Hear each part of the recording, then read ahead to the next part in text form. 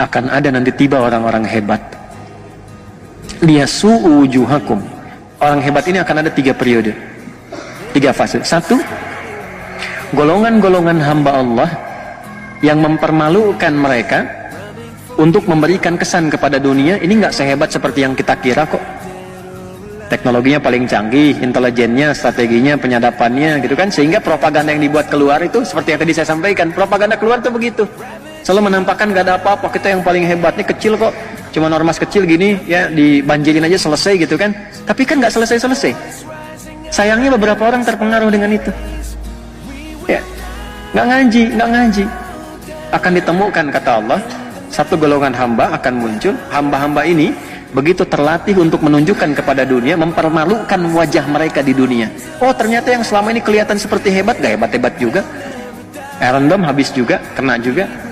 Ya, biayanya sama biaya yang kecil-kecil. Oh, ternyata yang selama ini strateginya, kemudian intelijennya, kemudian juga ya penyadapannya macam-macam itu begitu canggih. Ya ternyata intercept juga, kena juga. Selesai juga. Dan itu hanya dilakukan oleh kelompok-kelompok yang disebut kecil. Jadi untuk memberikan kesan kepada dunia yang besar, negara-negara yang merasa punya militer, punya pesawat tempur dan sebagainya, Anda kemana aja selama ini? Enggak, bukan masalah iman, bukan masalah keyakinan, cukup jadi manusia aja. Tapi bagi orang Islam, kemanusiaan itu dilampaui dengan keimanannya. Imannya kemana? Gitu, ditampakkan liyasu'u wujuhakum, itu satu, untuk mempermalukan wajah mereka di hadapan dunia. Ternyata selama ini yang disebut hebat cuman begini aja. Lantas Anda yang tidak punya ya apa yang mereka miliki orang-orang hebat ini, tapi memiliki alat-alat yang Anda klaim canggih, lebih hebat daripada mereka. Ini orang-orang nggak punya landasan pacu untuk pesawat tempur, pesawat tempurnya nggak punya, senjata nggak lebih hebat dibandingkan dengan negara-negara yang ada lain sekarang. Orang-orang negara-negara yang mengatakan di situ muslimnya banyak misalnya, atau negara-negara Islam, atau umumnya dunia pada umumnya yang pesawatnya hebat, alutsistanya banyak dan sebagainya dan seterusnya, diam. Sementara yang disebut terbatas ini tiba-tiba mempermalukan, oh dengan begini aja selesai, bisa kok. Ya itu satu. Waliyadkhulul masjidah kama dakhaluhu awwala marrah. Nanti ada golongan kedua. Ya, golongan kedua ini sudah menyelesaikan semua konflik yang ada di situ, menenangkan kembali sampai Masjidil Aqsa dibebaskan. Fase kedua. Fase ketiga, ini saya baru memahami ayat ini dan hadis Nabi. Ini hadis Nabi ini, jangankan kita, orang Yahudi sendiri pun begitu yakin dengan hadis ini. Jadi saya kasih tahu rahasia ya, ini diantara kita saja nih. Ya. Ini mau habis nih, 5 menit, 10 menit lagi lah ya waktunya. Saya mohon izin tambah 25 menit tadi. Gak apa-apa ya. 15 menit tadi tambah. Lihat sini. Jadi Yahudi itu yang nggak diterima, yang nggak mereka terima Nabi Muhammad sebagai nabi. Tuntunannya masih diterima. Yang nggak diterima itu cuman kenapa nabinya Muhammad gitu. Itu aja. Kalau nabinya bukan Muhammad, dari jawab mereka akan diterima. Cuma tapi tuntunannya diterima. Makanya oleh mereka Quran diriset. Makanya oleh mereka hadis diriset. Dan mereka yakin dengan itu. Salah satu yang diyakini apa? Nabi kan pernah menyampaikan di puncak nanti bagian ketiga itu, fase ketiga, waliyutabbiru ma'alau tatbira, menghabiskan semua tanpa kecuali, habis, selesai. Allah menyampaikan demikian. Ya, ada mereka berlindung di pohon-pohon yang diberi nama dengan korkot. Korkot itu yang mengatakan nanti Yahudi ada di sini, Yahudi ada di sini. Pernah dengar hadisnya? Itu saking yakinnya dibanyakin ditanam pohon korkot sekarang. Saya pernah ke Amerika Desember yang lalu saya mampir ke Washington DC. Nanti kalau ada rezeki main ke Amerika ke sana ya, ke DC. Washington maksudnya, lampu merah sana dikit tuh. Itu ada Masjid Indonesia wakaf di zaman PSBY dulu ya. Ada dana abadi umat itu sebagian yang mau dikirim untuk beasiswa, membiayai yang ke Al-Azhar dan sebagainya, itu sebagiannya dialokasikan untuk beli satu gereja tua ya, yang dikonversi jadi masjid di DC, di Washington DC. Yang menarik itu adanya di pemukiman Yahudi ya. Saya masuk situ, saya lihat pemukiman Yahudi itu langsung cepat aja, itu yang ditanam pohon korkod rata-rata, termasuk di lingkaran gereja yang sekarang jadi masjid itu. Saya dengan DKM jalan, saya bilang, Mas, ini pohon apa coba? Apa bisa? Inilah pohon korkod ya. Itu menarik. Jadi mereka pun yakin, sampai sekarang pun ditanam itu. Dan Anda kalau baca tekstual saja, secara tekstual, Anda akan menyimpulkan, oh ini hadisnya ekstrim nih, masa dihabisin sampai ke pohon, pohonnya bilang bunuh. Bukan begitu cara memahaminya. Ini hadis, termasuk ayat tadi, itu berbicara tentang konfrontasi militer. Dan problemnya apa? Saya baru paham sekarang, memahami ayat dan hadis itu. Ternyata di muka bumi ini, ya, ada beberapa kurang lebih yang mungkin sampai 6 negara lah, ya, yang di dalam konteks kenegaraannya itu sifat-sifat perlindungan militernya melibatkan sampai ke rakyatnya, ke masyarakatnya, termasuk di Indonesia. Indonesia itu kalau berjuang, kalau sudah ada misalnya perjuangan sampai ke konfrontasi militer, misal Belanda datang dan sebagainya, itu bukan cuma tentara yang berjuang, kita pun ikut di situ. Makanya pesantren keluarkan resolusi jihad dan sebagainya. Semua angkat senjata bawa gitu. Nah di dunia ini sekarang ada 6. Yang paling aktif itu 2. Indonesia dengan IDF. Yang Israel sekarang. Jadi waktu kejadian kemarin itu pembuktian hadisnya. Makanya saya katakan belajar. Lihat tuh. Lihat. Bukan ingin belajar Hamas. Ini bukan. Coba peristiwa itu cek kembali. Mengkonfirmasi benar nggak yang di Quran. Benar nggak yang di hadis. Itu kan masyarakat dikasih senjata teman-teman. Masyarakat dikasih senjata. Di video banyak di YouTube. Cek. Ada masyarakat Palestina konfrontasi dengan masyarakat yang di sana, yang di wilayah Zionis disebut Israel itu rakyat biasa, masyarakat sipil bawa senjata, ditembak tuh orang Palestinanya, selesai. Yang polisinya diam-diam aja begini, biarin kena. Jadi rakyatnya dikasih senjata. Nanti pada periode ketiga, setelah periode kedua itu Masjidil Aqsa bebas, periode ketiganya ada konfrontasi luas semua masyarakat Yahudi yang ada pada masa itu diberikan senjata dan berlindungnya di balik pohon korkot. Itu yang menjadikan kemudian pertarungan semestanya menjadi meluas pertempurannya. Itu maksudnya. Ya, jadi kalau Anda melihat situasi sekarang dengan karakteristik bom ini, bom itu, emang karakter rusak ini. Ya, tapi tidak bisa dipukul rata, misalnya Yahudi keseluruhan nggak bisa dipukul rata. Yang rusak-rusak aja nih. Yang apa? Yang Zionis. Yang diklaim dengan Israel sekarang itu. Ya, yang lain-lainnya mungkin ada yang baik-baik juga ada. Ada Robi-Robi yang mengatakan itu mereka memang perusak, ada Robi yang begitu. Nah itu mungkin kalau dia tarik ke atas itu yang 70 orang disebut di Al-Araf 155 tadi. Generasinya itu tuh. Tapi tinggal sedikit. Tapi ujungnya kan kalau nggak beriman sama aja kufur. Tapi setidaknya membawa sifat kemanusiaan yang jelas. Tapi pada umumnya yang rusak lebih banyak. Ya, kalau mendiamkan sesuatu yang rusak kan sama rusak juga. Ya kan? Jelas ya? Yang menarik, Israel nggak ada. Sebagai satu wilayah ya, yang Zionis klaim sekarang itu nggak ada. Nggak ada. Nggak percaya. Mas bangun nih. Bangun antum supaya nggak ngantuk. Coba dari atas sampai bawah temukan Israel ada nggak? Nggak ada. Lihat dulu, jangan langsung nggak ada. Walaupun saya sekolah tetap antum mesti lihat. Coba. Nih pegang mic-nya. Nih pegang mic-nya. Nah ini wakafin aja. 1 menit. Pokoknya ada hadiah 100 juta. Saya berani kasih karena nggak ada. Nggak ada kan? Nggak ada. Baik. Ya, nanti insya Allah kalau mau kita kopikan. Ya, ini satu koleksi yang kami punya. Di sini nggak ada. Jadi memang dari sejak sebelum Masehi pun Palestina sudah ada. Ya, dan Gaza sudah ada. Nah kota-kota yang sekarang disebutkan kayak Tel Aviv dan itu nggak ada. Ya, jin-jin masa Nabi Sulaiman juga nggak kenal itu. Ya, emang nggak ada. Ya jangankan manusia, jin pun tidak kenal. Ya, yang ada apa? Tulisannya Palestina. Ya, jadi kalau ada aktivis-aktivis kekinian, itu kan yang terlambat bangun, kemudian menyampaikan itu asalnya sudah ada duluan, nggak ada. Yang ada itu Palestina. Filistin sudah ada. Gaza menariknya ada di sini. Ya, dan ini yang paling menarik ditemukannya apa di Alkitab versi ya terjemahan baru versi internasionalnya Holy Bible-nya. Ini temukan di sini. Ya, setelah itu kesininya baru berubah. Ini peta-peta kekinian. Ini yang paling lama diakui betul. Yang menarik begini, yang ini yang orisinilnya, yang ini peta jalan yang sekarangnya. Jadi dalam saat yang bersamaan mengakui dulu nggak ada, sekarang dibuat klaim ada di sini. Ini yang nggak ada di sini. Ini penyebaran semua anak cucunya Nabi Yakub alaihissalam, yang 12 tadi, yang asbat anak-anaknya, ini bahkan disebutkan di sini daerah mana saja. Zebulun di mana, Izahar di mana, kemudian Yusuf di mana, disebutkan di sini semua.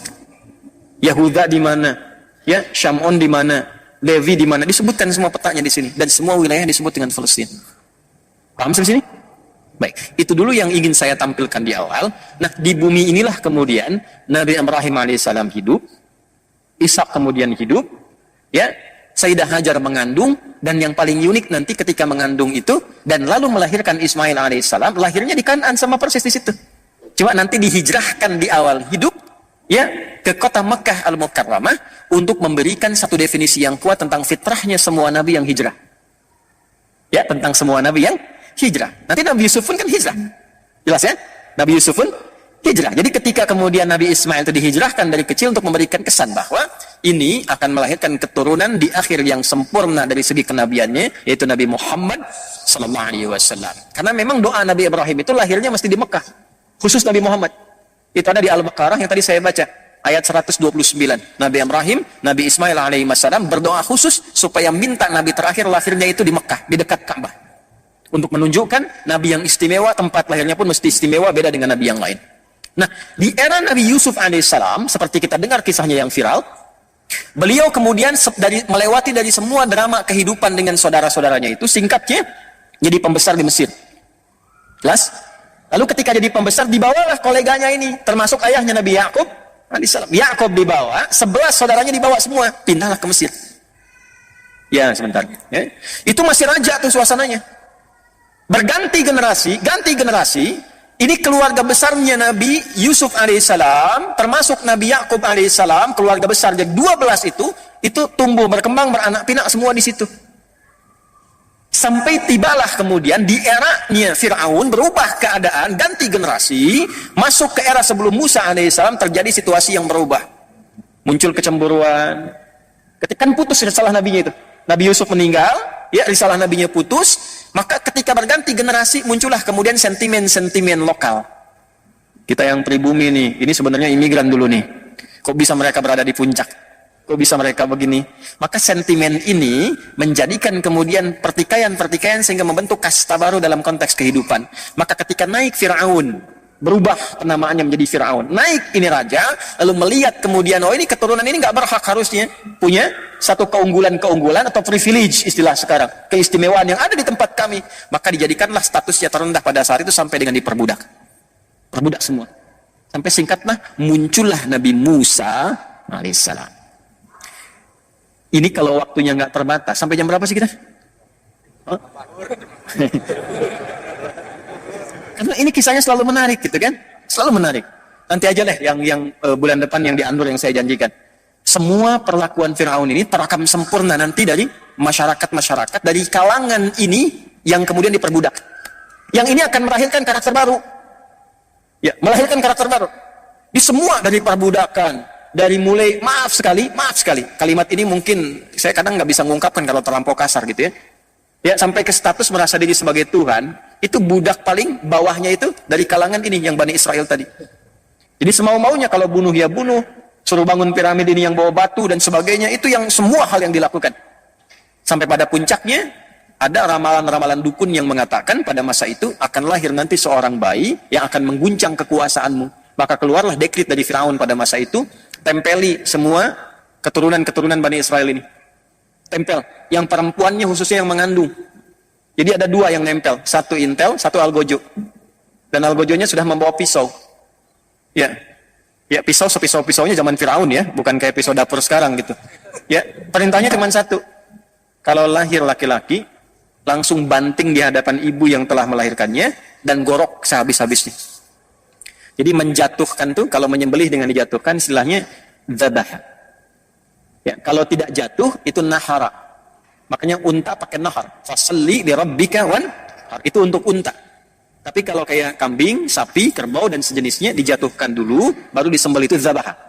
Kalau sekali sembelihan dan halus itu namanya dzabah yadzbahu dzabhah. Set sekali.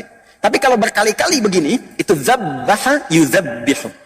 Al-Baqarah ayat ke-49, wa idz najjaynakum min ali fir'auna yasumunakum su'al yudzabbihuna, perintahnya jelas, eksekusi langsung, genosida, habisin setiap ada laki-laki, perempuan boleh hidup. Jadi pada masa itu semua itu kekejian, kekejaman dan sebagainya Firaun. Maka Anda sudah paham, kita sudah tahu, di antara sekian bayi itu ada satu yang dilindungi oleh Allah Subhanahu wa taala untuk berkehidupan dan membebaskan keturunan-keturunan beliau itu ke atasnya dari perbudakan Firaun. Itulah yang kita kenal dengan Musa alaihissalam. Siapa namanya? Nabi Musa alaihi salam. Itu keturunan ke atasnya ke Lewi tadi yang saya sebutkan. Dari keturunan Lewi melahirkan Musa alaihi salam.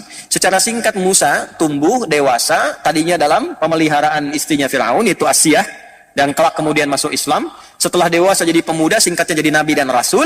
Lalu disitulah terjadi pertentangan antara Musa dengan Firaun. Musa diutus oleh Allah sebagai nabi dan rasul untuk membebaskan umat dan kaumnya pada masa itu dari perbudakan. Risalahnya itu satu. Dan diberikan kitab disebut dengan apa? Taurat. Atau Torah dikenalnya. Taurat atau Torah. Perhatikan baik-baik. Ini tolong highlight baik-baik ya.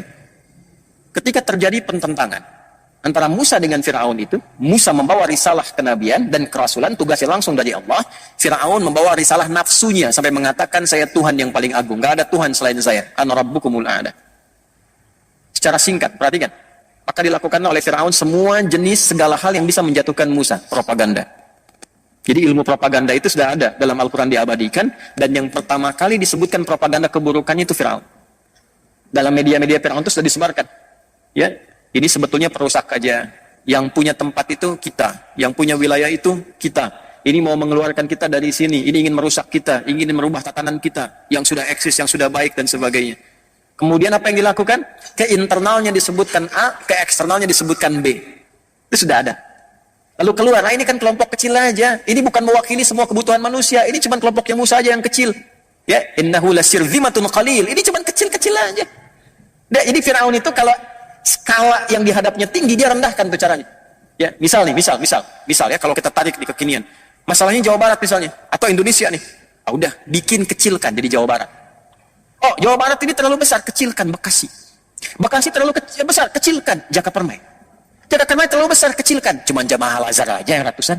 Nggak se-Jawa Barat tuh. Palestina kebesaran, kecilkan. Oh, ini Gaza aja. Gaza kebesaran, kecilkan. Hamas saja. Innahu lasirzimatun qalil. Nah, ini pembuka dulu ya, tadi saya mau saya sampaikan. Jadi semua perlakuan Firaun ini terekam sempurna oleh kaumnya Nabi Musa alaihi salam, yang kelak nanti dari semua mereka membentuk karakter-karakter yang unik. Yang mewarisi genealogi ini. Nanti umatnya Nabi Musa ini, walaupun dibebaskan dari Firaun, tapi nanti ada yang mewarisi sifat dan karakter Firaun. Nanti kita akan lihat itu dalam perjalanannya. Ini sangat menarik sekali. Ya, nanti ada yang betul-betul taat dan berubah, ada yang diambang pertengahan dengan keraguan, ada yang puncaknya dia ikut diselamatkan, tapi menyimpang dari ketentuan kepada Allah Subhanahu Wa Taala. Secara singkat, nih Tuhan KW wafat nih, tenggelam. Ya, yang mengaku Tuhan kan, Anna Rabbukumul A'la, KW kan.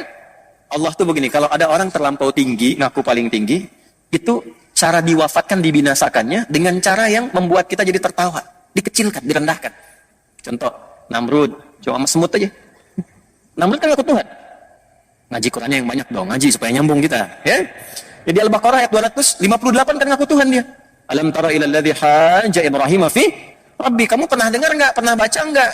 Kata Allah, punya pengetahuan enggak tentang seorang raja yang mendebat Nabi Ibrahim dan ngaku Tuhan, Namrud. Ya, kan binasanya cuma sama nyamuk, masuk aja selesai. Tuhan matinya sama nyamuk katanya. Ya. Firaun tenggelam sehingga kita bisa jadi candaan. Tuhan tenggelam. Gitu aja gitu. Jadi biasanya orang-orang yang mengaku tinggi dan biasanya melakukan pertentangan yang zalim, itu Allah cuma kirimkan yang kecil-kecil untuk menghabisi. Kasih penyakit. Coba lihat yang hebat, sosok hebat melarang adzan, membinasakan syariat-syariat Islam, syiar dan sebagainya. Itu binasanya cuma sama penyakit aja katanya, cuma sama kuman kecil meninggal. Tuhan matinya sama kuman katanya. Itu seperti itu tuh. Selalu demikian fitrahnya. Makanya hati-hati ya. Hati-hati. Balik. Ini sudah tenggelam, sudah selesai. Musa membawa alaihi salam semua kaumnya tuh. Sudah melewati Laut Merah itu kan, sudah dibawa, sudah keluar dari situ. Allah akan tempatkan, balikin lagi ke sini. Ya. Karena di sini nanti tempat-tempat ini yang bisa membuat mereka itu hidup lebih tenang, lebih biasa, lebih nyaman. Karena memang apa? Syariat-syariat yang dibawa dari sebelumnya dengan nilai-nilai keislaman. Nabi Ibrahim alaihissalam, bahkan dari Nuh alaihissalam, dari keturunannya, memang sudah dijalankan di sini dan tenang keadaannya. Jadi syariat Islam itu kalau diterapkan dalam konteks kehidupan, itu memberikan kedamaian untuk siapapun. Makanya sholatnya aja sudah salam, sudah damai. Kita kalau sholat ditutup dengan apa? Assalamualaikum warahmatullahi wabarakatuh. Assalamualaikum warahmatullahi wabarakatuh. Risalah salam dari dulu sudah ada. Dulu semua Nabi sholat. Nabi Musa sholat. Quran surah Taha itu ayat 20. Innani anallahu la ilaha illa ana fa'budni wa aqimis salata li dzikri. Nabi Ismail yang lahir di Kan'an di Palestina itu salat, bahkan minta semua keluarganya salat. Quran surah 19 Maryam ayat 55, wa kana ya'muru ahlahu bis shalah. Ya, salat. Nabi Zakaria salat. Ali Imran ayat 38 sampai 39. Nabi Isa Yesus Mesias salat. Quran surah ke-19 ayat 31 sampai 33, wa usani bis shalah. Salat. Dan risalah salat itu melahirkan kedamaian, ketentraman. Karena itu setelah keluar dari situ dibimbing, diperintahkan oleh Allah kepada Nabi Musa, bawa nih ke negeri ini. Negeri suci, Baitul Muqaddas, Ardul Muqaddasah, bawa ke sini karena di sini itu yang bisa diterima. Ya, jadi bukan satu tanah yang dijanjikan untuk mereka sebagai privilege, bukan. Datang ke situ karena ini ada karakter-karakter yang unik nih di kaummu ini, yang kalau nanti di berbagai tempat hidup, karakter ini bisa merusak, yang dengan merusak ini bisa tertolak dimanapun itu. Ya, itu dibuktikan oleh sejarah. Di sini itu dari dulu sudah tahu keturunannya ada di situ. Nabi Ibrahim alaihissalam ke bawah kan? Ya, dan ingat jangan diklaim untuk kaum itu saja karena ke atas itu Kan'an ke atas. Keturunan Nabi Nuh. Jelas di sini? Oke, nah, kita luruskan dulu tuh. Jadi begitu keluar dari situ, Nabi Musa diminta oleh Allah untuk menghadap ke Tur Sina itu untuk mendapatkan wahyu selama 40 hari 40 malam kurang lebih. Maka apa yang terjadi? Baru tapak kakinya belum basah, belum keluar, Musa pamit. Ya, Harun alaihissalam jaga di situ. Itu sudah sebagian kaum yang terwarisi tadi yang saya katakan. Ya, yang hatinya belum bersih sepenuhnya. Ada golongan baik, golongan ragu-ragu, golongan nyeleneh. Yang nyeleneh ini juga dibagi beberapa bagian lagi nanti. Ada yang fokusnya di bidang, hati-hati ya, di bidang ekonomi. Ada yang fokusnya nanti di bidang militer. Awas, ada fokusnya di bidang spiritual. Dibagi 3 bagian ini. Dan sampai sekarang itu akan ditemukan karakternya. Mirip-mirip begitu, nggak berubah. Ini menunjukkan janji Allah itu nyata. Saya ambil ke bidang yang spiritual dulu. Aduh, bosan nih. Musa belum pulang-pulang. Harun, ada nggak kira-kira versi Tuhan yang nampak di hadapan kita yang bisa kita sembah tuh? Maka kreatiflah Samiri itu, bid'ah pertama yang dilakukan pada masa itu. Bikinlah dari anak sapi lembu itu, ya, yang dihiasi dengan emas, kemudian ya macam-macam kita sudah tahu kisahnya. Selesai sampai situ menyimpang. Nah, ketika menyimpang ini nggak bisa dikendalikan oleh Harun alaihissalam, karena karakter Yahudi itu kalau sudah begitu kekeh itu dilakukan. Ini udah merasa benar sendiri. Harun diancam. Kalau kamu mencoba menghentikan, eksekusi, bunuh. Dan ini sudah terbawa nanti ke faksi genealogi militernya. Ya, maksudnya militer di sini keras untuk membunuh, itu nggak ada.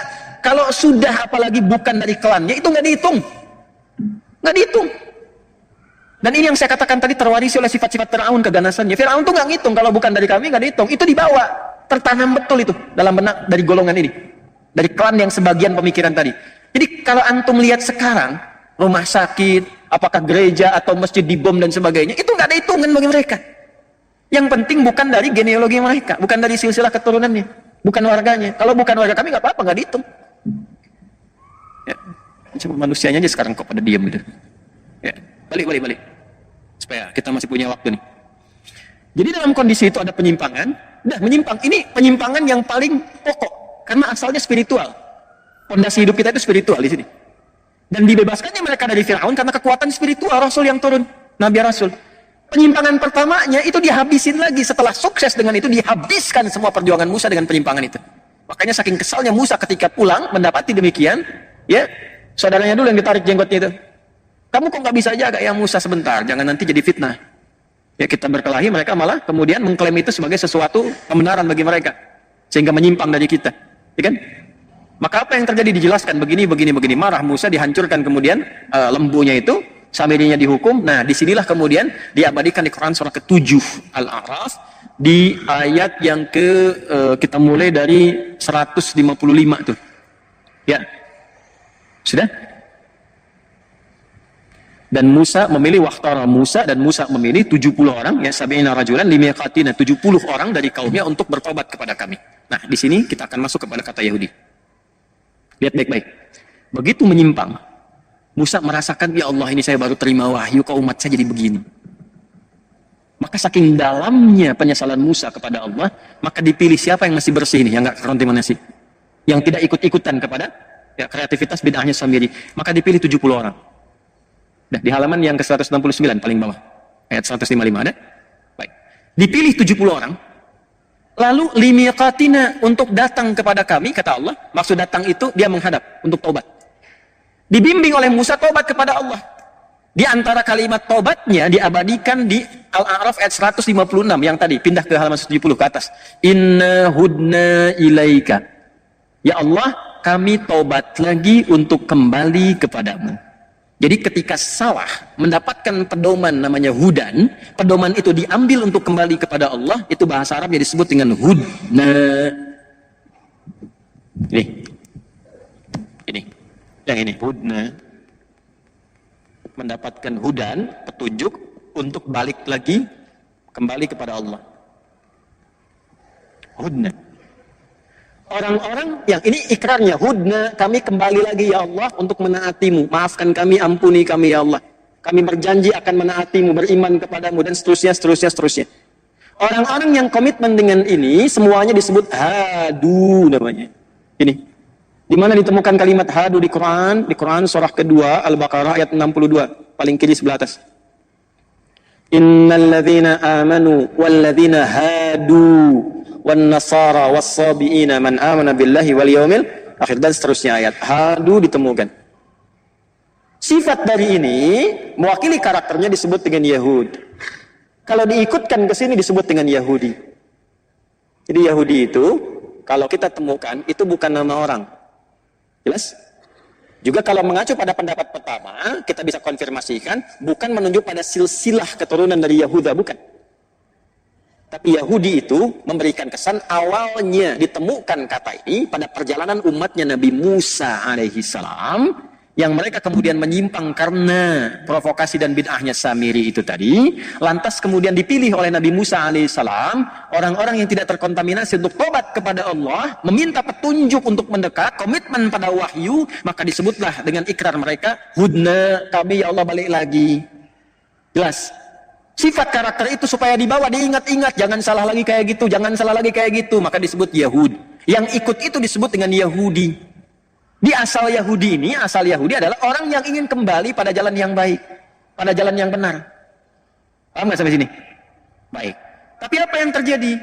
Setelah peristiwa ini, sudah Allah terima taubatnya, tapi yang salah tetap salah. Yang salah dihukum, yang benar kemudian diberikan masa tenggang untuk berkehidupan terus sesuai dengan ajalnya. Jadi yang ini sudah selesai dihukum, ini jalan. Tapi ya itu tadi yang nggak hilang dalam karakternya, tetap dalam perjalanan pun sifat ngiyalnya masih ada. Dibimbing ya Musa bawa mereka, udah, ya ilal ardil muqaddasah, ke tempat bumi yang suci, yaitu ada Masjidil Aqsanya di situ. Bawa ke situ. Saat dibawa itulah teman-teman sekalian sudah tinggal masuk, jaraknya sudah dekat, sudah tinggal masuk. Disampaikan. Bagaimana kita masuk sementara di tempat itu sekarang sudah beraneka ragam sukunya, udah banyak yang kuat-kuat, bahkan ada suku hebat dipimpin oleh Jalut yang kita sebut dengan Goliat itu. Wah Musa, kami nggak mau masuk lah. Di sana kami takut katanya kan. Nah, ini saya konfirmasikan. Penindasan yang berlangsung selama era Fir'aun itu membentuk karakter Yahudi ini, kalau disebut Yahudi, atau kalaupun dilekatkan kepada kata Bani Israel, sebetulnya membentuk karakter sifat takut yang sangat dalam. Jadi Yahudi itu sebenarnya penakut. Penakut. Saya konfirmasi ya, Yahudi itu sebetulnya penakut. Nanti kalau satu saat Anda umrah atau haji, mungkin bersamaan dengan saya, misal satu masa, nanti saya ajak antum ke satu benteng yang waktu itu ada Yahudi Madinah. Di benteng yang paling populer di sana itu bentengnya Ka'ab bin Ashraf. Jadi dari dulu untuk menutupi ketakutan itu mereka selalu membuat benteng-benteng besar sebagai perimeter supaya diisolasi di dalamnya. Nah itu diabadikan di surat Al-Hasyr. Makanya kalau sekarang antum lihat di wilayah Palestina yang diklaim itu, kan? Antum temukan benteng-benteng besar sebagai penutup, itu sebetulnya bukan menunjukkan ketinggian teknologi, kehebatan, bukan. Untuk mengonfirmasi sifat takut mereka. Itu sudah ada konfirmasinya. Ya. Nanti kalau mau lebih dalam lagi kita bahas tuh sampai ke kondisi-kondisi terkini. Banyak pelajaran yang bisa dibahas. Tapi saya mau konfirmasikan, sampai saking sifat takut ini mengakumulasi, maka lahir sifat pengecut. Kata Musa diperintah, kita cuma diminta masuk, mereka nggak ganggu. Begitu masuk, sudah kita selamat. Ya, sudah. Innakum ghalibun. Udah kamu ini yang jadi pemenang, nanti masuk pemenang. Maksud menang itu udah selamat, hidup tenang di sana. Nggak akan diganggu oleh Jalut. Apa jawabannya? Musa, idzab anta wa rabbuka faqatila innaha huna qa'idun. Musa, gini aja. Kamu masuk duluan sama Tuhan kamu situ. Ntar kalau menang lawan Jalut, kabarin kami di sini, kami ikut katanya. Kami nonton dulu di sini. Coba Anda bayangkan tuh. Udah ditampakkan di hadapan mata mereka, Fir'aun yang lebih tinggi dibandingkan dengan Jalut itu, ditenggelamkan di Laut Merah, cuma dipukul tongkat kayu, kebuka itu lautan, melan mereka semua di hadapan matanya. Tinggal masuk, keluar kalimat Musa, ente aja deh, Tuhan ente masuk situ, kan? Ya, kalimat Qurannya begitu. Idzab anta wa rabbuka, Tuhanmu. Jadi Tuhannya itu Allah, Yahweh, Allah, itu belum masuk ke hati mereka. Belum masuk itu. Ternyata ada sebagian karakter yang melekat. Kamu aja Musa yang pergi dengan Tuhanmu itu. Kalau menang kasih tahu di sini, kami duduk-duduk dulu. Kalau menang kasih tahu baru kita masuk katanya. Hukuman turun dari Allah. Apa di antara hukumannya? Nah, maka ini di Al-Maidah nanti diabadikan. Ya, kalau kita masuk dari ayat ke-19 ke 20-an terus sampai dengan di ayat 23 sampai 25 kita akan temukan apa yang tadi saya bahas. Ya, ini gambaran besarnya karena waktu kita sangat terbatas. Disinilah inti yang mau saya bahas nih di titik ini. Sampai kondisi sekarang. Maka oleh Allah kemudian subhanahu wa ta'ala diberikan hukuman arba'ina sanatan yatihuna fil ard. Awas, 40. Selama 40 tahun itu mereka harus berkelana di muka bumi. Ya, ini 40 tahun di sini ada yang mengartikan masa, ada generasi dan sebagainya. Nanti kemudian siapa yang masih ingat yang menemani Nabi Musa untuk bertemu Khidir itu? Kan ada seorang pemuda. Yusha bin Nun. Yusha bin Nun. Nah, nanti Yusha bin Nun inilah yang memimpin nanti ya asistennya Nabi Musa saat bertemu dengan Khidir. Antum ngaji Al-Kahf tapi nggak hafal kisahnya. Ya, kan ditemani oleh seorang asisten itu kan saat mencari Khidir. Kemudian dia bawa ikan, ikannya lompat-lompat ke laut, itu Yusha bin Nun. Nah, Yusha bin Nun inilah yang kelak memimpin umat-umat tersisa itu sepeninggal Nabi Musa yang meninggal dekat tempat itu sejengkal, sedikit lagi ke arah Aqsa itu, sedikit lagi, sejengkal itu ilustrasi bahasa yang tinggi, maksudnya berapa meter ke depan atau mungkin berapa kilo ke depan, tinggal sedikit lagi, meninggal dikuburkan di situ. Nanti yang meneruskan masuk di generasinya Yusha bin Nun masuk ke situ.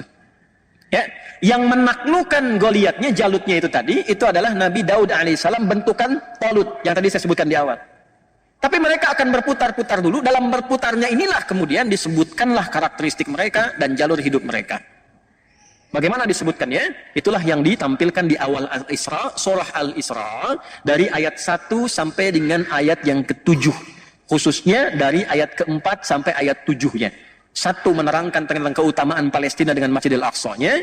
Kedua, menerangkan keturunan Nabi Nuh yang sudah mendiami di situ pertama kali supaya nggak diklaim bahwa ini tanahnya orang-orang Yahudi. Ini tanahnya orang-orang Israel atau Zionis dan sebagainya.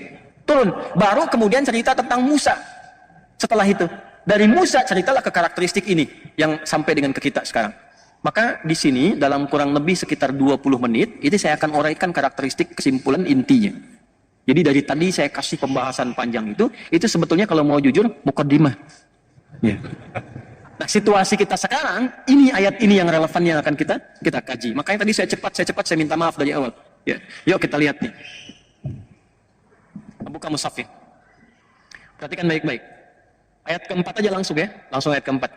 Wa qadayna ila bani Israila fil kitabi la tufsidunna marrataini wa la ta'lunna 'uluwan kabira. Dan aku telah menetapkan dengan semua pengetahuan Allah yang sempurna. Allah mengetahui betul karakteristik yang tertanam dari setiap generasi-generasi kaum-kaum Bani Israel ini yang terus melahirkan generasi baru, beranak pinak, dan lantas mereka disebut dengan Yahudi ataupun Bani Israel atau kaum Musa dalam Al-Quran. Ini sifat-sifatnya. Tapi selalu tertanam pada diri mereka itu karakter-karakter yang membedakan mereka itu dengan manusia pada umumnya yang lain. Tadi, maaf sekali, karakter-karakter nyeleneh. Ya, sampai tadi mengatakan Musa engkau aja yang pergi ya dengan Tuhanmu, kami duduk di situ, nyeleneh yang keterlaluan. Ya. Angkuh dari tertindas menjadi penindas. Dan dia siapapun yang menghalangi itu terobos. Ya. Nanti di bidang-bidang terkait dengan ekonomi, semua pelanggaran dilakukan yang penting untung. Itu ada jalurnya, nanti kita bisa sebutkan satu-satu dan dikonfirmasi oleh sejarah. Bukan hanya dalam Al-Quran, tapi pembuktian sejarah dan di buku-buku yang dicetak sampai dengan kekinian. Ya, teruskan. Wa qadayna, karena sifat-sifat ini yang melekat pada mereka, aku tetapkan, kata Allah. Pakai qadha tuh. Dan pakai na untuk menunjukkan keagungan Allah, demi keagunganku. Maksudnya apa? Kalau sudah pakai na, artinya penting. Al-Quran turun itu pakai na. Inna anzalnahu fi. Itu Allah menyampaikan dengan mengangkat keagungan zatnya. Untuk memberikan kesan pada kita semua yang membaca Al-Quran, khususnya umat Nabi Muhammad SAW, tolong fokus ini penting. Karena bagaimanapun Anda akan bersinggungan dengan mereka. Wa qadayna ila bani Israel. Aku tetapkan kepada generasi-generasi yang mengaku keturunan-keturunan dengan nama-nama Bani Israel ini. Fil kitabi, bahkan dalam kitab mereka di Taurat sudah disebutkan. Nanti disebutkan kembali dalam Injil dan disempurnakan semuanya dengan detail karakternya dalam Al-Quran. La tufsidunna fil ardi marwatain. Kalian akan berbuat kerusakan yang parah di muka bumi itu sampai 2 kali. 2 masa. Awas. Wala ta'lunna 'uluwan kabira. Dan kalian akan bertindak di muka bumi ini dengan tindakan yang sangat keterlaluan.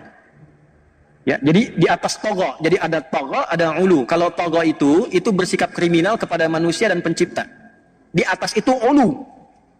Jadi sudah bukan kriminal lagi. Ya, sudah berani mengungkap, menantang Tuhan. Ada nabi yang berkelahi dengan Tuhan, nabinya menang katanya. Ada begitu tuh. Ya, sudah uluwan kabira, itu fil ard, 2 kali yang dilakukan. Nah, para ulama mengungkap tentang 2 fase ini. Jadi ada 2 fase pelanggaran mutlak yang akan dilakukan generasi-generasi ini di dalam kehidupan mereka sampai dengan kiamat. Itu 2 pelanggaran mutlak. La tufsidunna pakai la, kemudian nun taukid di akhirnya untuk menegaskan ini benar-benar akan terjadi. Ya, fil ardi marrataini, levelnya itu level dunia, level global, bukan lokal.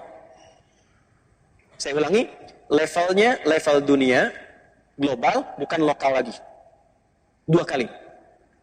Kapan level yang pertama ini terjadi dalam level dunia ini? Kapan kerusakan pertama terjadi? Wala ta'lunna 'uluwan kabira, dan Anda bersikap sudah melampaui batasan yang tertinggi.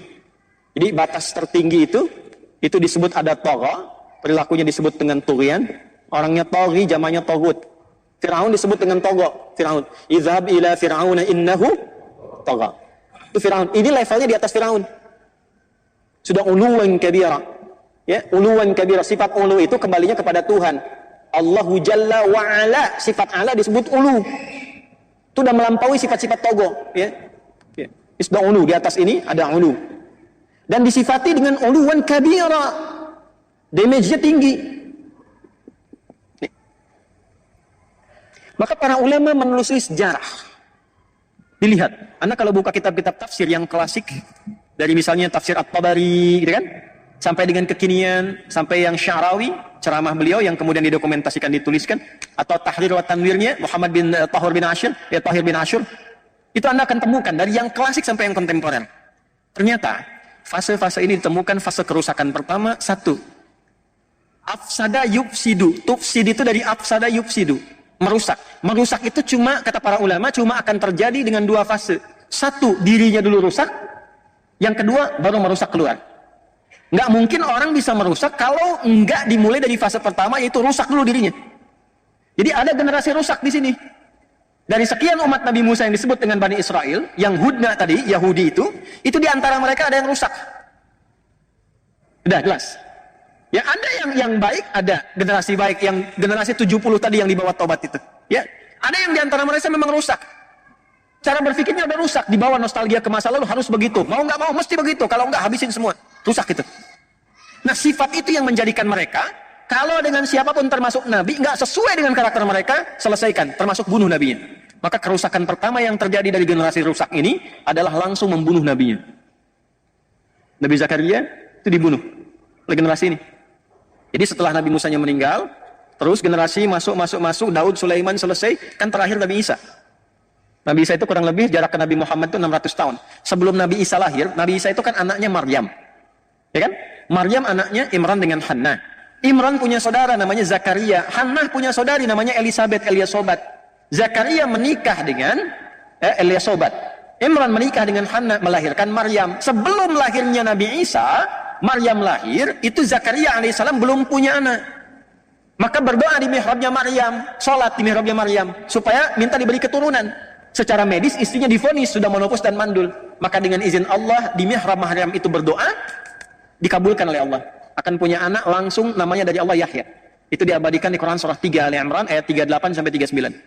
Ya hunalika da'a Zakaria rabbah qala rabbi habli min ladunka dzurriyyatan thayyibah innaka sami'ud du'a. Fanadathu al-malaikatu wa huwa qa'imun yusalli fil mihrab anna Allah yubashshiruka bi Yahya. Yahya, John. Ya, Yahya. Bahasa Inggrisnya atau Latinnya John. Ya, John, Yohanes, John. Jelas? Nah ini Nabi Zakaria, Nabi Yahya, itu kan ditunggu-tunggu pemuka Nabi mereka itu, pemukanya. Generasinya sama, generasi Musa ke bawah itu. Ya, itu Yahya itu dihadirkan pertama kali oleh Allah seperti Harun kepada Musa, disiapkan dulu supaya menyiapkan jalannya Isa alaihissalam ketika membawa risalah.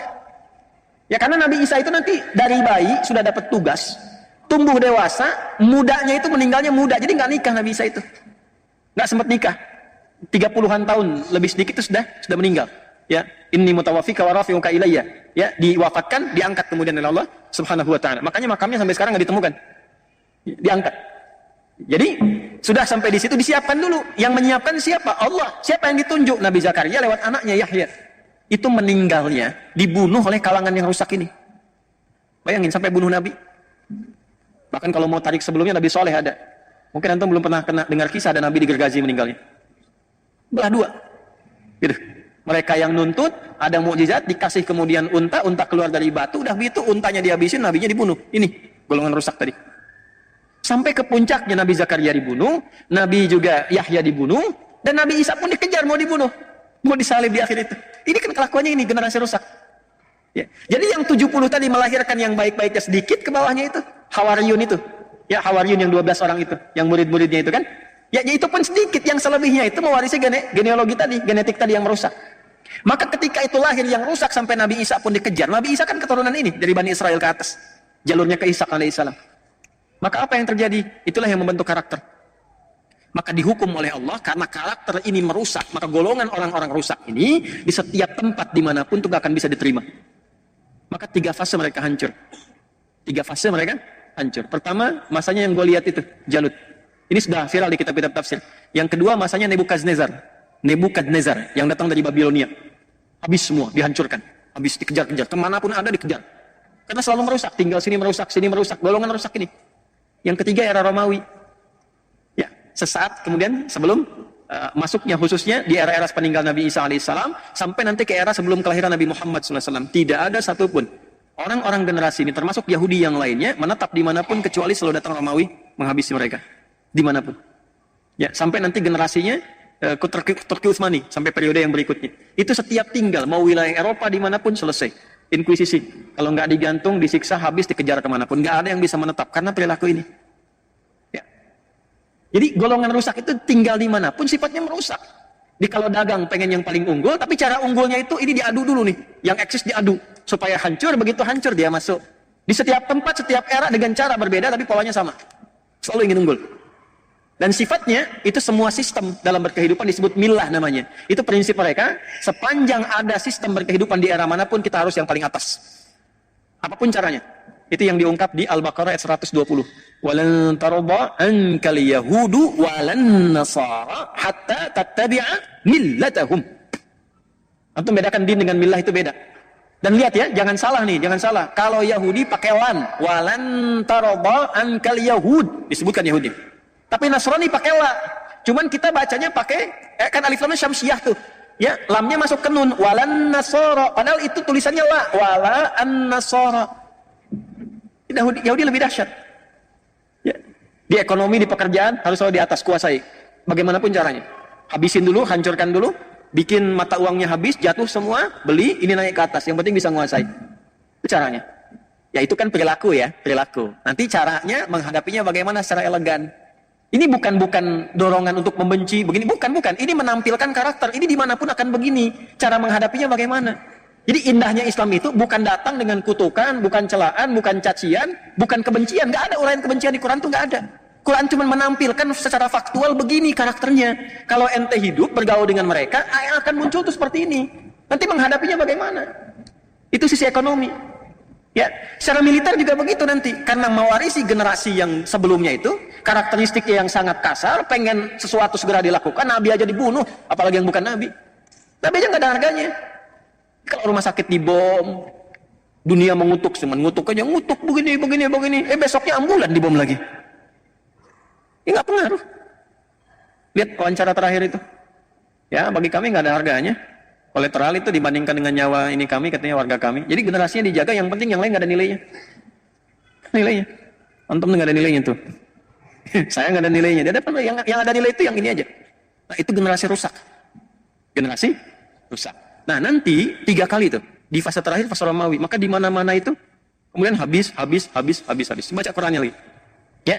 Yuk kita bacakan lagi. Wa qadayna ila bani Israila fil kitabi la tufsidunna fil ardi marratayn wa la ta'lunna 'uluwan kabira. Terus fa idza jaa wa'du ulahuma ba'athna 'alaikum 'ibadan lana uli ba'si syadidi fajasu khilalan diyar wa kana wa'dan maf'ula. Jadi begitu kerusakan pertama terjadi tadi, yang membunuh nabi, membunuh rasul, berbuat kerusakan, maka diutus oleh Allah itu hamba-hamba yang lebih rusak tapi kuat. Ya, yang dimaksud di situ bukan yang muslim, bukan.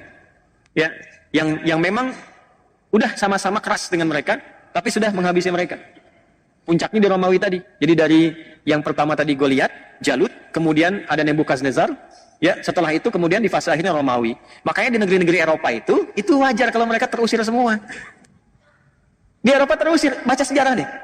Di Jerman terusir, Austria terusir, di Eropa semua terusir. Jadi nggak ada yang pengen sebetulnya ada di situ tuh. Nggak ada yang pengen.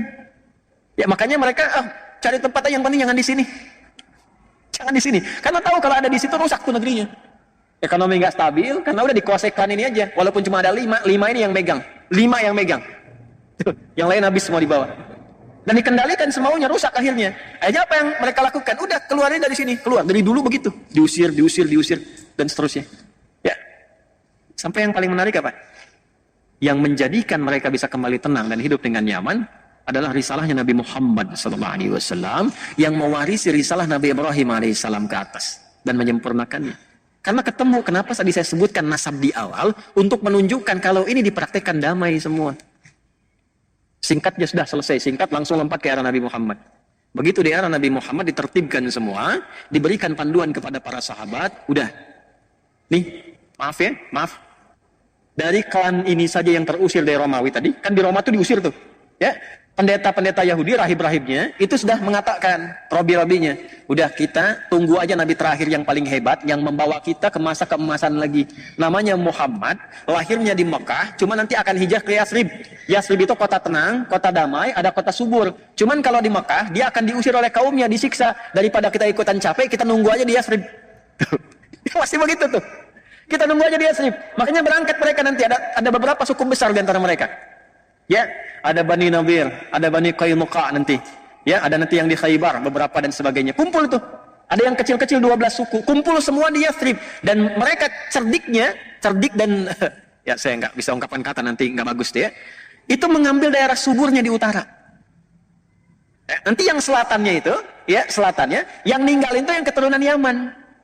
Tapi mereka bisa bangun dan akan dibalik oleh Allah. Yang sekarang yang utaranya itu justru ya terlihat biasa-biasa saja, banyak peninggalan hancur di situ. Justru selatannya yang sekarang ada Masjid Nabawi, ada Quba dan sebagainya, itu yang diabadikan lestari.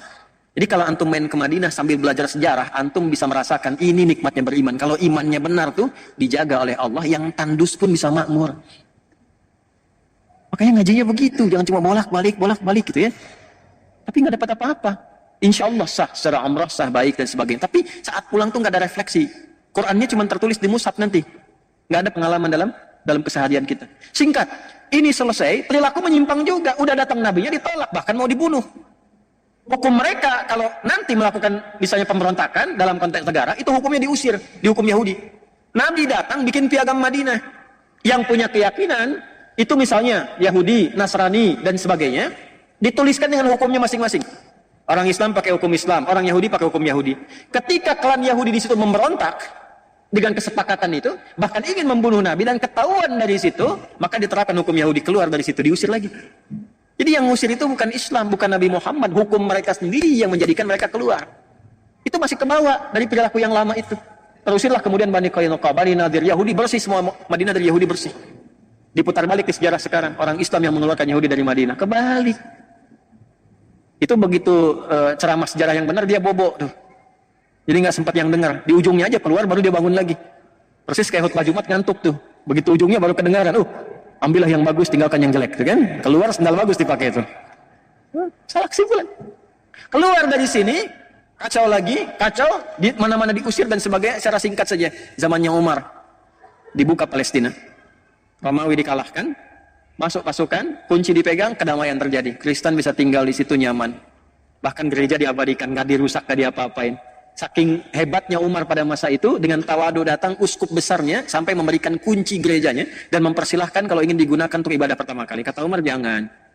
Ya, supaya tidak jadi fitnah di masa depan. Yang Kristen silahkan ibadah di tempatnya masing-masing. Kita tidak usah memaksa. Lakum dinukum waliyadin. Anda dilindungi, kita saling melindungi di sini, saling menjaga. Yang Kristen silahkan ibadah. Kalau bertanya tentang Islam dijelaskan. Pengen memeluk Islam silahkan, tapi tidak dipaksa. Walaupun yang pegang kuasa umat Islam. Yahudi boleh tinggal damai, semua damai pada masa itu. Sampai masuk lagi Romawi itu, terjadi perang salib. Dikuasai lagi, keluar lagi semua, habis lagi, terjadi lagi seperti dulu.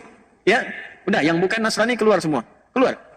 Yang Muslim juga demikian, Yahudi dihabisin karena punya. Ini menarik ini, karena punya nasab. Kan Nabi Isa itu dikultuskan. Yesus itu kan dikultuskan. Nah, yang mau mengeksekusi itu kan kalangan Bani Israel dari Yahudi itu. Makanya sesungguhnya secara sejarah, ya, dari kalangan Nasrani ini sebetulnya punya rasa-rasa tidak suka, dendam yang terlampau berkepanjangan. Jadi dimanapun ada Yahudi, itu tertanam dalam fitrahnya yang lama itu, udah keluarin. Ya, kalau bisa habisin. Ya. Jadi kalau kita perhatikan dengan jujur, pernah nggak antum mendapatkan referensi sejarah? Ada di satu tempat umat Islam sengaja membantai umat Yahudi, nggak ada. Coba cek dalam sejarah. Irisannya selalu begitu. Makanya agak aneh kalau nempel perjanjian baru dengan perjanjian lama itu agak aneh itu. Ya, kalau nempel ya, ini secara ilmiah ya. Ya, secara ilmiah. Jadi argumentasi ilmiah, bukan dalam narasi lain. Ini kita bahas sejarah. Kalau pengen diskusi silahkan. Ya, maksud saya jangan sampai dipotong-potong besok saya jadi tersangka gitu kan. Tidak, kita dialogkan ya. Balik sini.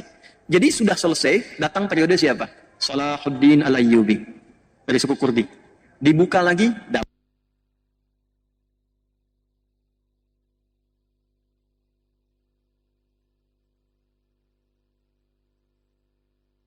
Turki Utsmani sampai 1924, tenang semua, damai dan sebagainya. Terjadi ketika mereka kemudian merasa damai, merasa tenang, golongan rusak muncul lagi. Muncul khayalan. Ini ada nostalgia masa lalu nih. Kenapa kita nggak bangun lagi aja Haikal Sulaiman sekalian di situ?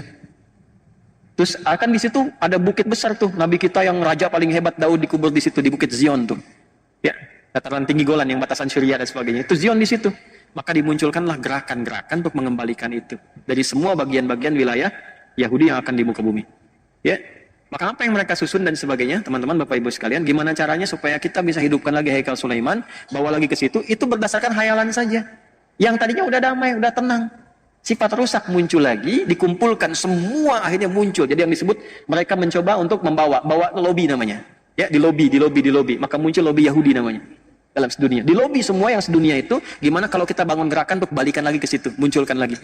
Maka sebagian mereka besarnya berpusat di Inggris, dikuasai beberapa, dua hal untuk menguasai itu. Yang pertama itu ekonomi. Ya, falyabudu rabb hadzal bait alladzi at'amahum min ju'. Maka mereka bergerak di bidang ekonomi. Termasuk nanti kalau saya mau cerita di satu waktu yang lain, yang datang ke Nusantara pun dengan VOC itu, saya cerita begini sudah riset, saya begini-begini sudah menduduki kantor VOC di Belanda. Ya, saya sudah ke kantor VOC, sudah saya cek jalurnya, sampai gudangnya, sampai dokumentasinya. Itu VOC itu, Bapak Ibu, konsorsium dagang. Swasta. Yang bawahnya orang Yahudi pertama kalinya. Ketika hancur di Eropa, dia melihat ada ekspedisi-ekspedisi yang dilakukan oleh pasukan-pasukan salibis. Setelah periode 1492, terjadi perjanjian Terdosias, kemudian Isabel, ya, itu disatukan dengan Ferdinand, yang di Spanyol itu jatuh. Kemudian setelah itu membuat misi 3G. Sekarang sudah 4G atau 5G. Ya, dulu masih 3G, God, Glory, and Gospel, menyebar, itu dipelajari. Karena kerajaan yang kirimkan seringkali karam, di lautan besar itu karam, biayanya banyak, mahal, habis semua, makanya sering dikali harta karun peninggalan Raja Spanyol dan sebagainya, sering sampai jadi film dokumenter sekarang ini. Nah, belajar dari situ beberapa yang Yahudi bikin satu konsep, udah gabungin aja semua nih pengusaha-pengusaha, supaya resikonya makin kecil, kalau karam pun harta keluar sedikit, kalau menang keuntungan banyak. Maka disusun itu. Asalnya yang muncul Yahudi, itulah saham pertama kali yang terjadi di bumi. Yang diarahkan untuk kepentingan swasta konsorsium tadi. Itu markasnya kecil aja, kecil. Sekarang jadi asrama. Jadi sedikit begini, di Delft namanya, Delft. Ya. Ada bulatan, masuk lorong, sebelah kiri, kecil aja. Mungkin jaraknya tuh 10 meteran lah ke atas gitu. Itu kantor VOC. Yang ngambilin rempah-rempah dan semuanya kita itu. Ya. Cuman gudangnya sebesar Masjid Al-Azhar depannya. Terus dibikin kanalnya itu nyambung ke 13 provinsi di Belanda, nyambung ke Samudra Hindia, nyambung sampai ke kita. Jadi kalau ngambil rempah-rempah dari sini, lewat jalur laut, itu langsung tembus ke gudang. Masih ada gudangnya sampai sekarang. Jadi restoran sekarang ini. Saya baru dari sana beberapa waktu yang lalu. Dan yang paling menarik itu pajaknya dipakai untuk membangun Belanda. Jadi Belanda itu dibangun dari pajaknya VOC. Jadi Belanda tuh. Sampai ke New York nanti. New York itu asalnya mau dibangun New Netherlands. New York itu kita punya saham rempah dari sini ke New York itu. Makanya harusnya masuknya tanpa visa tuh ke situ. Sahamnya dari sini, baca sejarah lagi, baca sejarah. Itu bangun, bayangkan betapa kayanya negeri ini. Pajaknya aja bisa bangun Belanda, pajaknya aja. Yang sehat, yang baik-baik itu. Ini makmur, ini anugerah Allah atas berkat rahmat Allah yang Maha Kuasa. Indonesia itu kaya. Ya, cuman orang-orangnya juga mesti berpikir mendekati Allah supaya baik. Yang kita perlukan orang baik. Kalau cuman pintar nggak baik, kekayaannya nggak berguna, habis. Ya balik lagi, dari situ, itu Anda bisa bayangkan ekonomi dikuasai di masa-masa itu. Jadi yang pertama dikuasai ekonominya dulu supaya megang dunia. Karena kalau ekonomi dikuasai, gampang, militer dikendalikan. Pemerintahan dikendalikan. Karena gampang, bayar, selesai. Itu ilmu dipakai dari Korun. Rusaknya dari situ. Karena Firaun dibiayainya oleh Korun. Nanti muncul panglimanya, namanya Haman. Makanya sering diungkap di Quran, kisah Korun, kisah Firaun. Zamannya kan sama. Panglimanya Haman, intelektualnya juga ada, dan penasihat spiritual yang kebelingernya pun ada, Balaam namanya, komplit lah di situ.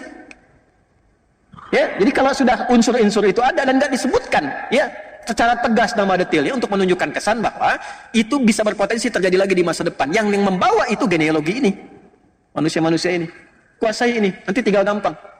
Ya, itu di masa-masa itu sudah terjadi. Kalau ingin menentukan satu pemimpin di mana saja sampai ke level-level daerah. Kalau di kita mungkin wali kota atau bupati, itu sudah nyampe. Udah masuk ke satu tempat disiapkan semuanya. Ini biayanya sekian. Ukuran jas kamu, ukuran sepatu kamu, ukuran ini udah sekian. Jadi, tapi harus ikut begini. Tuh kelakuan ini. Dari dulu. Itu kalau saya buka sampai referensi sampai ke atasnya, kita bisa turunkan nasabnya sampai ke era Firaun itu. Nah, itu yang terjadi. Maka ini mengonfirmasi, teruskan ayatnya sampai ayat yang ke-6. Tsumma radadna lakumul karwata 'alaihim wa amdadnakum bi amwal. Itu konfirmasinya. Ini pembuktian firman Allah benarnya. Perhatikan, mereka akan kuat di bidang ekonomi. Ini, karena gerakan pertama yang dibangun itu. Wa amdadnakum bi amwal wa banin, keturunan mulai banyak menyebar dan mereka pegang ekonomi itu. Sekarang bukan cuma jadinya di Palestina itu yang 1948 kemudian tiba-tiba deklarasi, yang fasilitasi siapa? Inggris kan. Ya, khayalannya munculkan kembali keagungan itu di Bukit Zion itu. Maka gerakan untuk membawa ke Zion disebut dengan Zionism. Pelaku karakternya disebut dengan Zionis. Jadi yang ada sekarang di situ itu bukan sifat-sifat Israel, bukan. Bukan sifat-sifat Yahudi yang kembali hudna, bukan. Itu Zionis. Karena Yahudi yang awal-awal tinggal itu damai, biasa-biasa saja. Coba lihat, biasa-biasa saja. Dengan orang Islam biasa, dengan Kristen biasa, damai aja. Ini gerakan-gerakan perusak. Jadi yang datang ini perusak. Tapi udah disebut di Quran. Dan itu menyebar. Ya, wa amdadnakum bi amwalin wa banina. Yang paling hebat begini. Wa ja'alnakum aktsara nafira. Dan gerakan itu nanti melintasi zamannya akan punya dukungan-dukungan dari pihak-pihak luar yang menguatkan dan membantu mereka. Nafir itu artinya yang mensupport, yang mendukung, yang mendorong. Jadi Quran sudah mengungkap ketiganya. Terbukti nggak sekarang? Satu, ekonomi dipegang, terbukti? Bukti ya. Yang kedua, mereka punya jejaring yang menyebar tuh dari anak keturunan dimanapun. Dan itu punya lobbynya, punya grup-grupnya, punya asosiasinya. Ya, mungkin nanti ada Freemasonry, ada yang lobby, ada yang macam-macam. Itu disebutkan wabanina nyebar. Dan semua membentuk jaringan untuk saling menguatkan sehingga dia bisa punya proksi, bisa punya macam-macam yang itu akan membantu. Wa ja'alnakum aktsara nafira. Semua tiga-tiganya sekarang sedang dibuktikan, ditunjukkan kebenaran ayat ini oleh Allah yang terjadi sekarang. Jadi kalau pengen tahu pembuktiannya, maaf, di amwalin, nih yang pegang ekonomi sekarang siapa? Coba cek, googling siapa aja keluarganya, ketemu. Wabanina, keturunan-keturunan yang menyebar dimanapun ada. Ya, termasuk yang kelahiran di sini juga ada. Tuh yang sering muncul di TV tuh, perempuan tuh. Saya nggak sebut nama tuh ya. Ya, ya saya nggak mau kata-kata yang kurang baik lah. Ya, tapi saya biasanya kalau diundang sama yang kurang kompeten itu nggak berminat gitu. Buang-buang waktu gitu. Ya, pengetahuan sejarah minim, kalau dikatakan tidak tahu gitu kan.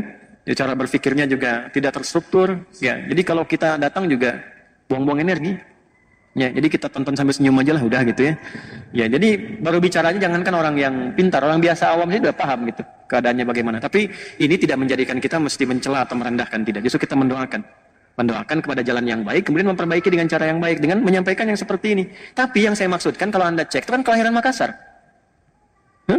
Tapi menjadi bagian dari jaringan lobby kan ke atas ke sana.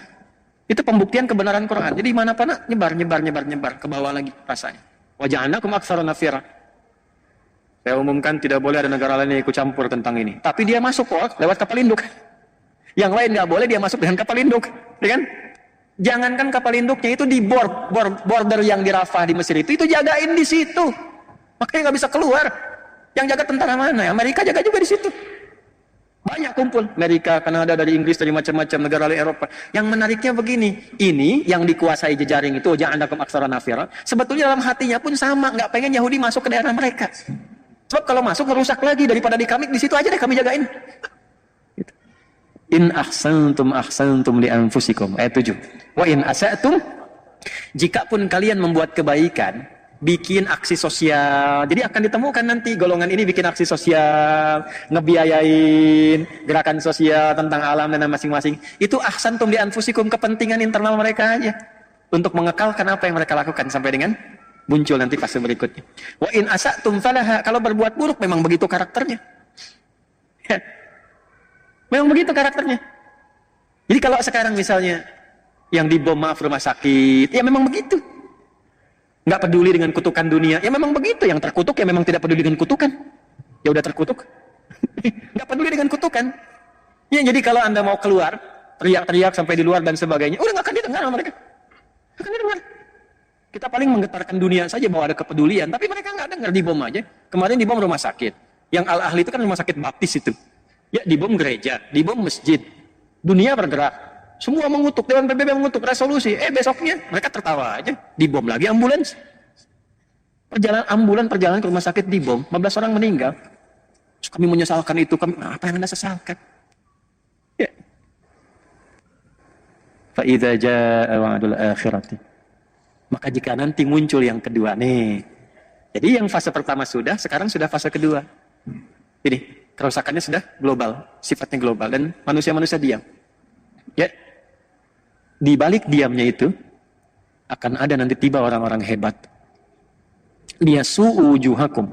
Orang hebat ini akan ada 3 periode, 3 fase. 1, golongan-golongan hamba Allah yang mempermalukan mereka untuk memberikan kesan kepada dunia. Ini nggak sehebat seperti yang kita kira kok. Teknologinya paling canggih, intelijennya, strateginya, penyadapannya, gitu kan. Sehingga propaganda yang dibuat keluar itu, seperti yang tadi saya sampaikan, propaganda keluar itu begitu. Selalu menampakkan gak ada apa-apa, kita yang paling hebat, ini kecil kok. Cuman ormas kecil gini, ya dibanjirin aja selesai gitu kan. Tapi kan gak selesai-selesai. Sayangnya beberapa orang terpengaruh dengan itu. Ya, gak ngaji. Akan ditemukan, kata Allah, 1 golongan hamba akan muncul. Hamba-hamba ini begitu terlatih untuk menunjukkan kepada dunia, mempermalukan wajah mereka di dunia. Oh ternyata yang selama ini kelihatan seperti hebat, gak hebat-hebat juga. Random habis juga, kena juga. Ya, biayanya sama biaya yang kecil-kecil. Oh ternyata yang selama ini strateginya, kemudian intelijennya, kemudian juga ya penyadapannya macam-macam itu begitu canggih. Ya ternyata intercept juga, kena juga. Selesai juga. Dan itu hanya dilakukan oleh kelompok-kelompok yang disebut kecil. Jadi untuk memberikan kesan kepada dunia yang besar, negara-negara yang merasa punya militer, punya pesawat tempur dan sebagainya, Anda kemana aja selama ini? Nggak, bukan masalah iman, bukan masalah keyakinan, cukup jadi manusia aja. Tapi bagi orang Islam, kemanusiaan itu dilampaui dengan keimanannya. Imannya kemana? Gitu. Ditampakkan, dia su'ujuhakum, itu 1, untuk mempermalukan wajah mereka di hadapan dunia. Ternyata selama ini yang disebut hebat cuma begini aja. Lantas Anda yang tidak punya, ya, apa yang mereka miliki orang-orang hebat ini, tapi memiliki alat-alat yang Anda klaim canggih, lebih hebat daripada mereka. Ini orang-orang nggak punya landasan pacu untuk pesawat tempur. Pesawat tempurnya nggak punya. Senjata nggak lebih hebat dibandingkan dengan negara-negara yang ada lain sekarang. Orang-orang negara-negara yang mengatakan di situ muslimnya banyak misalnya, atau negara-negara Islam, atau umumnya dunia pada umumnya, yang pesawatnya hebat, alutsistanya banyak, dan sebagainya, dan seterusnya, diam. Sementara yang disebut terbatas ini tiba-tiba mempermalukan, oh dengan begini aja selesai, bisa kok. Ya itu 1. Waliyadkhulul masjidah kama dakhaluhu awwala marrah. Nanti ada golongan kedua. Ya, golongan kedua ini sudah menyelesaikan semua konflik yang ada di situ, menenangkan kembali sampai Masjidil Aqsa dibebaskan. Fase kedua. Fase ketiga, ini saya baru memahami ayat ini dan hadis Nabi. Anda ini hadis Nabi ini, jangankan kita, orang Yahudi sendiri pun begitu yakin dengan hadis ini. Jadi saya kasih tahu rahasia ya, ini diantara kita saja nih. Ya.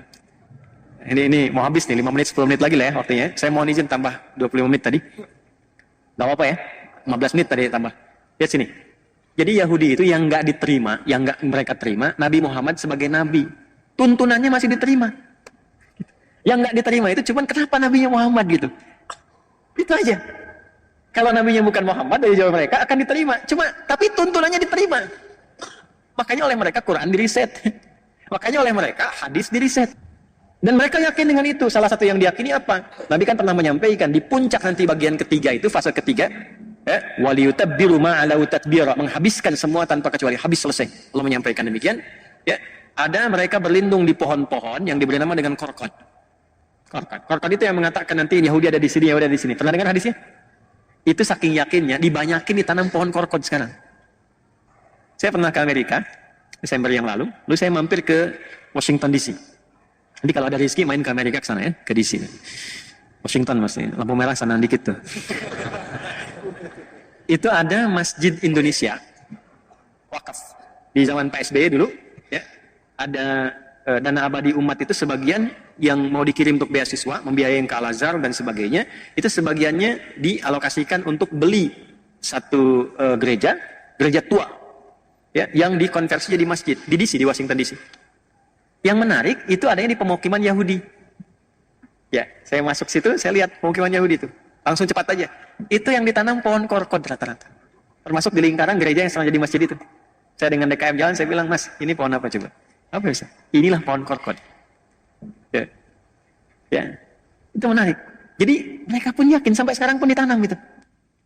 Dan Anda kalau baca tekstual saja, secara tekstual, Anda akan menyimpulkan, oh ini hadisnya ekstrim nih, masa dihabisin sampai ke pohonnya bilang bunuh. Bukan begitu cara memahaminya. Ini hadis, termasuk ayat tadi, itu berbicara tentang konfrontasi militer.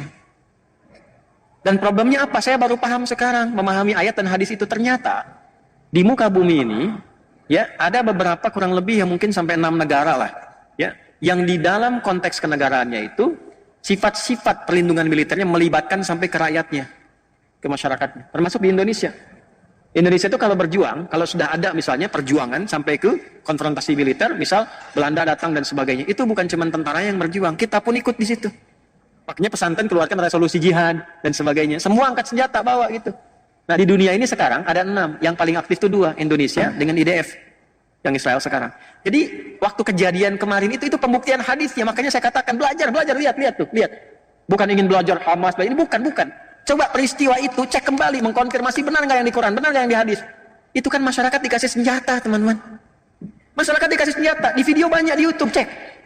Ada masyarakat Palestina konfrontasi dengan masyarakat yang di sana, yang di wilayah Zionis disebut Israel itu rakyat biasa, masyarakat sipil bawa senjata, ditembak tuh orang Palestinanya, selesai. Yang polisinya diam-diam aja begini, dibiarin kena. Jadi rakyatnya dikasih senjata. Nanti pada periode ketiga, setelah periode kedua itu Masjidil Aqsa bebas, periode ketiganya ada konfrontasi luas semua masyarakat Yahudi yang ada pada masa itu diberikan senjata dan berlindungnya di balik pohon korkot. Itu yang menjadikan kemudian pertarungan semestanya menjadi meluas pertempurannya. Itu maksudnya. Jadi kalau Anda melihat situasi sekarang dengan karakteristik bom ini, bom itu, emang karakter rusak ini. Ya, tapi tidak bisa dipukul rata, misalnya Yahudi keseluruhan nggak bisa dipukul rata. Yang rusak-rusak aja nih. Yang apa? Yang Zionis. Yang diklaim dengan Israel sekarang itu. Ya, yang lain-lainnya mungkin ada yang baik-baik juga ada. Ada Robi-Robi yang mengatakan itu mereka memang perusak, ada Robi yang begitu. Nah itu mungkin kalau dia tarik ke atas itu yang 70 orang disebut di Al-Araf 155 tadi. Generasinya itu tuh. Tapi tinggal sedikit. Tapi ujungnya kan kalau nggak beriman sama aja kufur. Tapi setidaknya membawa sifat kemanusiaan yang jelas. Tapi pada umumnya yang rusak lebih banyak. Ya, kalau mendiamkan sesuatu yang rusak kan sama rusak juga. Ya kan? Jelas ya?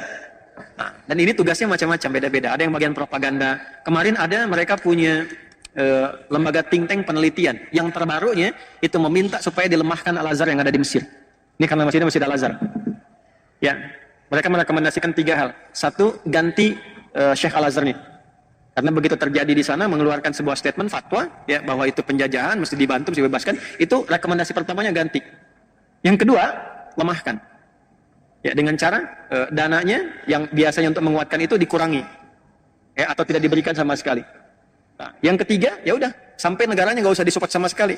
Mesir nggak usah terima bantuan, nggak usah apa-apa lagi, kecuali kalau Syekh Al-Azharnya diganti dan sebagainya.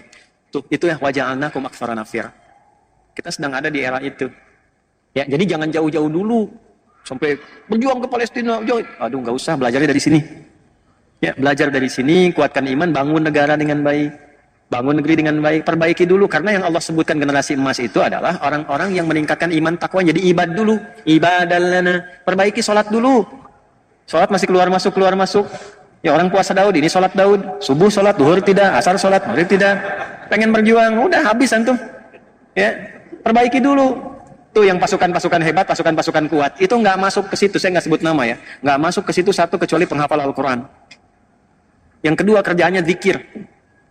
Kan di terowongan itu kitabnya zikir, Quran, babu zikir, Quran, sudah semua. Itu kalau sudah bergerak yang di depannya itu sudah ada di sampingnya mendampingi. Tuh, surga kamu depan, surga kamu depan. Semangat lagi, udah.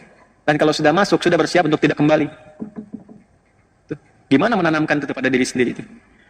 Ya, setidaknya untuk digunakan tenaganya membangun bangsa, membangun negara supaya kuat, supaya baik, supaya makmur, supaya benar. Ya, Pancasila diimplementasikan. Kan di Pancasila itu mengakomodir nilai-nilai ibadah kita. Diturunkan di Quran di undang-undang ya pasal 29 ayat 2 itu negara menjamin kemerdekaan tiap-tiap duduk untuk memeluk agamanya masing-masing dan beribadah menurut agama dan kepercayaannya itu. Kita semua ibadah. Di sholatnya banyak ini, jangan cuma subuh begini pas kajian ini, duhur penuhin lagi. Kalau bisa subuhnya kayak Jumatan. Ya. Ini DKM juga tidak cukup dengan amin nih, ya. Orientasinya itu bagaimana makmur, bukan kencelengnya banyak. Ya, makmur dulu, kenceleng ikutin. Ya, jadi kalau akhirat itu dikejar, dunia ikut. Antum kajian nih, ikut akhirat, sarapan tersedia. Ya. Tapi kalau antum orientasinya dunia, mungkin nggak dapat. Ya. Jadi kita siapin aja dulu untuk sholat baik, baca Quran yang benar, supaya kebaikan itu bisa dirasakan oleh tempat tinggal kita. Bangun negeri dengan baik, dengan nyaman. Kalau sudah kuat, semua segan. Jadi kalau Indonesia bicara itu kayak Rusia, kayak Amerika, kayak Cina bicara, selesai konflik, selesai. Kalau bisa jadi veto selesai. Nah, sekarang kita bicara, itu adalah pembunuhan, itu genosida. Ketawa aja di sana. Demo besok udah selesai, udah itu beres. Tidak, pecah lagi, selesai lagi. Gak gitu caranya. Ya, jadi semua yang terjadi sekarang ini, saya ingin katakan itu mengonfirmasi apa yang Allah firmankan 15 abad yang lalu. Situasinya demikian. Maka apa yang harus dilakukan, saya tutup, yang harus dilakukan adalah kembali memperbaiki diri kita masing-masing. Sholat dulu. Dulu zaman-zaman dulu, ada orang ingin berjihad. Di era-era ini juga. Pengen ikut tuh konfrontasi militer. Apa jawabannya turun ayat? Wa aqimus shalah wa atuz zakah. Udah, kamu sholat dulu yang benar. Supaya paham tentang keadaan diri, nyambung dengan Allah. Kalau sudah imannya kuat, bisa memahami qada dan qadar, bisa membedakan mana peluru buat Anda, mana peluru yang bukan punya Anda. Karena itu nggak takut di medan perang. Karena kapanpun bisa kembali kepada Allah. Wa atuz zakah, tidak sibuk dengan dunia. Kalau masih sibuk dengan dunia susah. Mau Jumatan aja datangnya pas khotib naik kedua. Karena takut pelanggan hilang. Jualan masih dilayanin. Saya kan sering lewat ke sini. Kadang-kadang Jumat, kadang pengen lihat aja. Ini jamaah imannya udah kuat belum nih? Ya kan? Udah mau dekat-dekat khutbah masih transaksi. Yang jualan bakso, jualan makanan. Khotib udah naik masih ngobrol. Bikin khutbah kedua. Ya, ketiga, keempat. Makanya masjid bikin askar kalau bisa. Al-Azhar, Pak. Saya usulkan keluar. Lihat-lihat, ingat-ingat dapat pahala itu. Berhenti dulu. 1 menit lagi udah mau khutbah. Yuk semua dirapatkan. Di luar kasih tahu. Pahalanya dapat itu. Mungkin ini baru saya sampaikan. Ya, beberapa masjid yang seperti ini sampaikan supaya imannya tercas lagi, semua merasakan kenikmatan ibadah. Kalau sudah nikmat ibadah, ya 24-4-3-4 posisinya itu, ya subuh 2 rakaat, 4 zuhur, 4 asar, 3 maghrib, 4 isya penuh. Masjidnya seperti ini, ibadahnya nyaman, itu pasti negerinya makmur. Gak percaya silahkan, mulai dari skala kecil dulu deh. Jakarta Permai dulu nih, penuhin nih. Ya Al-Azhar yang dekat ke Assalam dekat ke Alisan. Yuk penuhin masjidnya. Kalau bisa dekat rumah yang sudah ada di situ, itu yang makmurkan. Terus penuhin sampai merasakan kenikmatan ibadah. Setelah itu jangan cukup datang pulang, enggak, bikin database. Al-Azhar bikin dong database ini. Jamaah kan banyak nih. Ya kajian-kajian begini kita sebulan sekali. Ini wajahnya bukan wajah-wajah Bekasi nih. Saya lihat ada yang Jakarta kemarin nih, ya. Yang paling jauh dari mana? Kalimantan tuh. Cianjur, New Zealand, maksudnya New Zealand tuh, New Zealand, dari Kemang sono tuh. Ini kan bisa ada di database. Saya lihat wajahnya rutin kalau tiap bulan datang. Kenapa nggak kita satukan? Terus profesinya apa? Oh ini pengusaha ini, bikin grup, bikin aplikasi, ditautkan satu dengan yang lainnya. Kan itu yang Nabi bikin kan begitu. Udah dibikin stabil, pasarnya jadi stabil, nggak dikuasai satu bagian. Itu yang menjadikan pasar Madinah itu stabil pada masa itu. Antum kalau hidupnya keluar masuk ya begitu-begitu aja. Kapan mau berubahnya? Ya kan? Innallaha la yughayyiru ma biqaumin hatta yughayyiru ma bi anfusihim. Kalau kitanya nggak berubah, nggak memperbaiki diri, yang akan pernah mendapatkan perubahan yang baik. Nah, jadi kalau sudah bagus, terbantu nanti. Zakatnya kumpul, dibantu orang-orang supaya bisa berkembang bagus. Kan zakat itu kalau diterapkan, kemiskinan itu jadi hilang. Ya, rumusnya kan begitu. Negara terbantu. Sebab kan yang mayoritas muslim di sini. Ya kan? Kalau semuanya sudah bagus, sudah baik, negaranya kuat, mau bicara apa saja keluar gampang. Ya, nanti perkuat militernya, perkuat ekonominya. Kalau sudah seperti itu, alhamdulillah. Baik. Tapi lebih daripada itu, sekarang kita banyak belajar, banyak berdoa, banyak berbuat kebaikan yang mampu kita lakukan. Ya, dengan harta kita bisa berikan, kita berbagi, keluar kita perhatikan, di dalam kita perhatikan. Ya, ada keseimbangan di dalamnya. Semoga Allah mengampuni kita semua, memaafkan kita semua. Semoga Allah menunjukkan kebenaran kepada kita untuk belajar. Jika ada uraian yang benar, itu petunjuk dari Allah yang disampaikan pagi ini. Tapi jika Anda temukan yang salah, itu mutlak kesalahan saya. Tinggalkan itu, cari referensi lain yang lebih baik, dan amalkan kebaikan itu untuk mendapatkan ridha Allah Subhanahu wa Ta'ala. Assalamualaikum warahmatullahi wabarakatuh. Alhamdulillahi Rabbil Alamin. Segala puji bagi Allah Subhanahu wa Ta'ala yang telah memberi